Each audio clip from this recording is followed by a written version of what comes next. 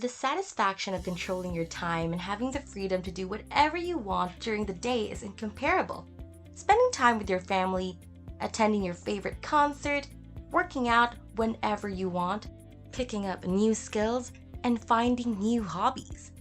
Having the ability to live without worrying about time or money is how we see retirement. Who wouldn't wish to put an end to the daily grind, exhausting tasks, and hustles at the workplace? Hey, welcome to Savvy, where we have lots of practical wisdom to share. Don't forget to hit that like button below, subscribe, and hit that notification bell for more advice here on Savvy. So we constantly keep our desired goal in mind. But what does that destination look like when it's foggy and challenging to reach? Will we still take the risk of continuing the same road? Can we still carry on from where we left off? Are we prepared to acknowledge our regrets against ourselves? These are just in case questions, which make me think about my earlier life plans.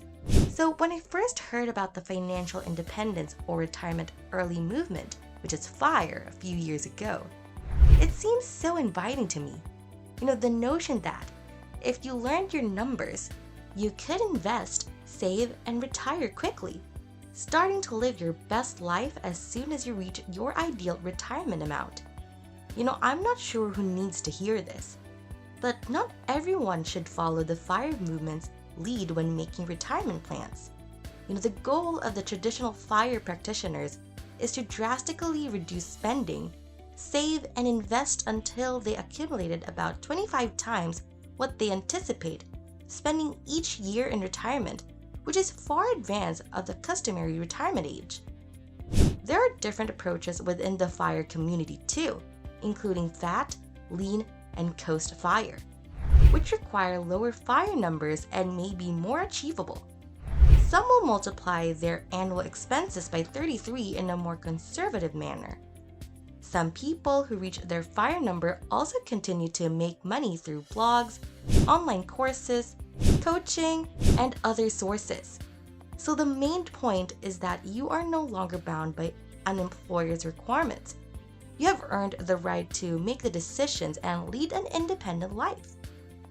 So I'm not suggesting that you give up on this goal or the movement. But the main thing I want to get across is don't let your fear of missing out on FIRE hold you back. There's nothing wrong with tackling your finances one step at a time. And if you research FIRE and decide that you do not want to adhere to such a strict formula, take advantage of the opportunity to sketch out alternative retirement planning strategies. I believe that all of us had the certain plan for our lives when we were younger, from working for our dream companies, making the most out of our salaries, living in a nice place, and surviving day-to-day living. I have always kept in mind that when I work hard, save up money, invest it, then I could afford to retire early and do whatever I want at my own pace. But early retirement requires more than just hard work. It all came down to changing my lifestyle so that I could afford the amount of money I wanted to save, working more than 40 hours a week, taking on additional part-time jobs during the evenings, weekends, and even on holidays, adhering to a budget timeline, and working vigorously to pay off extra expenses.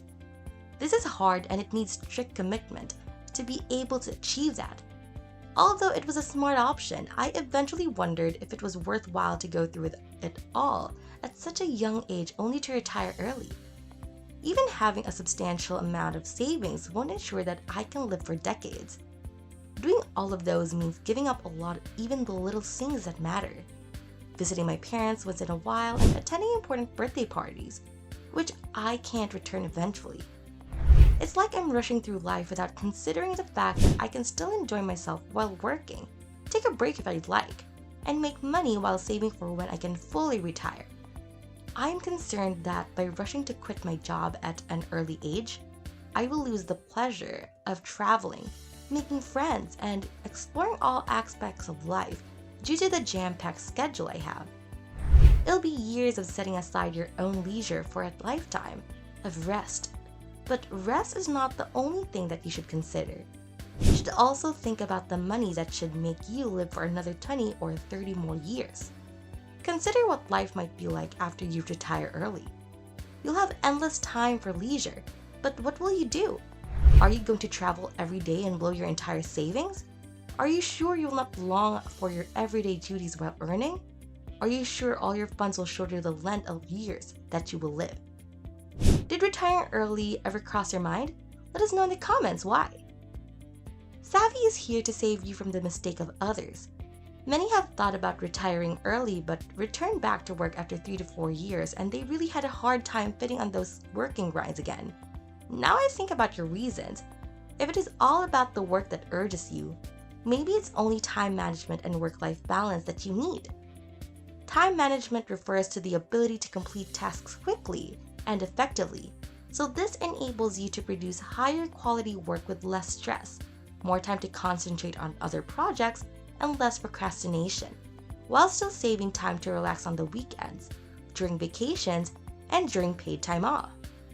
The best use of your time is to prioritize tasks and determine what is most essential according to our top time management advice.